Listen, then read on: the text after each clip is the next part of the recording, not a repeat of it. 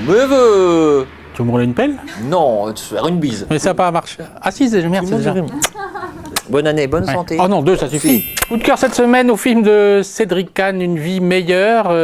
On avait quitté Cédric Kahn avec une espèce de coup glove bobo sans intérêt qui s'appelait Les Regrets. Et je dois dire que celui-là, avec Guillaume Canet et Leïla Bekti, l'histoire d'un couple qui croit en une vie meilleure mais qui se prend la crise de plein fouet, est une formidable réussite. D'abord très bien joué et ensuite bien écrit à bonne distance, beau sujet. Enfin voilà. Bravo, moi je dis bravo. Coup de cœur à Tech Shelter. Film absolument étonnant qu'il faut que vous voyiez absolument. Comment je peux vous résumer ça? Oui, c'est vrai, comment tu pourrais résumer ça? Un film d'ambiance polar. C'est un peu Duel. Vous vous souvenez de Duel de Steven Spielberg? Il y a la réminiscence du premier Spielberg dans un film atypique avec un personnage atypique. Tech Shelter, pourquoi pas Blanchette et les 7 nains?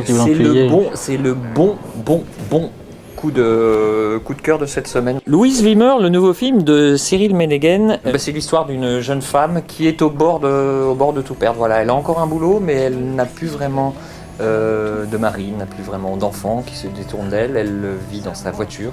Alors, vous pouvez penser que c'est une chronique sociale du surendettement, de la crise et un peu quand même. Dans le quart-monde. Oui, mais pas seulement, car c'est avant tout le portrait d'une femme.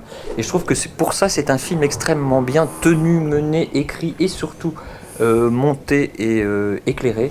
Un petit problème sur le personnage, sur le déroulement du sujet, mais Éric Libio voudrait... On s'en fout un peu de ton problème là, parce que en même temps, non, il faut quand même dire que c'est aussi un film social, il ne faut pas non plus se cacher derrière son petit doigt. C'est un film de la crise, c'est un portrait d'une femme d'aujourd'hui. Oui, je te remercie, surtout après les fêtes. Donc il y a ça. Maintenant, ce qui est formidable, c'est que le metteur en scène vient du documentaire. Il avait réalisé Tahar l'étudiant sur Tahar Rahim.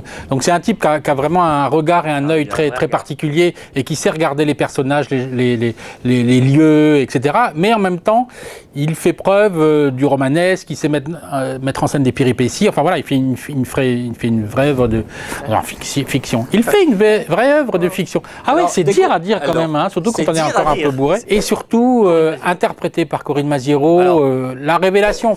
8 sur 10 Ouais. 8 sur 10, allez. Ouais. Ça fait 16.